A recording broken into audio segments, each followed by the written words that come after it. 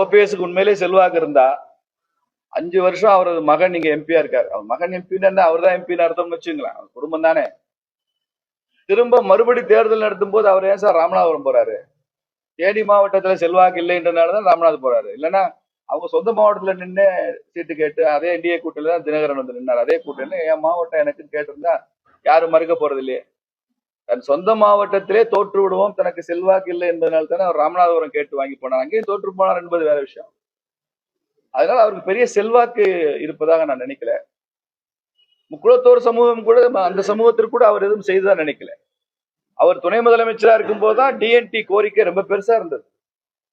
DND சமுதாய மக்களுக்கு தேனி மாவட்டத்துல மிக அதிகம். நாடு முழுக்க டிஎன்டிக்குன்னு ஒரு ஆணையம் அமைத்து டிஎன்டி மக்களுக்குன்னு ஸ்காலர்ஷிப் கொடுத்து அவர்களுக்குன்னு ரோஹிணி கமிஷன்ல இடஒதுக்கீடு கொடுக்க முடியுமா என்பதை ஆய்வு செய்வதற்கு கமிட்டியும் அமைத்தார் மோடி ஐயா. அது உங்களுக்கு தெரியும். இன்னைக்கு மகாராஷ்டிரால, கர்நாடகால, மத்திய பிரதேசத்துல டிஎன்டி மக்களுக்கு நிறைய ஸ்காலர்ஷிப்ஸ் இருக்கு. அவங்களுக்குன்னு வங்கி கடன்கள் இருக்கு. அந்த பலன்கள் எதையுமே தமிழ்நாடு எக்ஸ்டெண்ட் பண்ணல. இவர் தான் துணை முதலமைச்சரா இருந்தார். அதுக்கப்புறம் எடப்பாடியார் காலத்தில் துணை முதலமைச்சர் தான் சார்ந்த சமூக மக்களுக்கே அவர் ஒன்றும் செய்யவில்லை. அவர் யாருக்கு என்ன செய்வார்? அவர் வளர்ந்திருக்கிறாரு.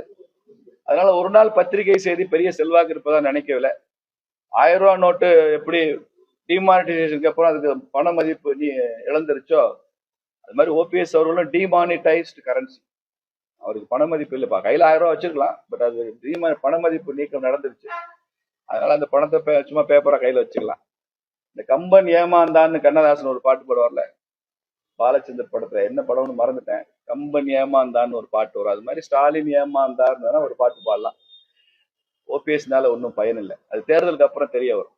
இல்லைன்ற பலமும் இல்லை, பலகீனமும் இல்லை. என்டிஏக்கு ஒன்றும் பலவீனம் இல்லை. அதனால திமுக அதான் ஸ்டாலின் ஏமாந்தார்னு பாடணும்னு சொல்றேன். எங்களுக்கு ஒண்ணும் இல்லை.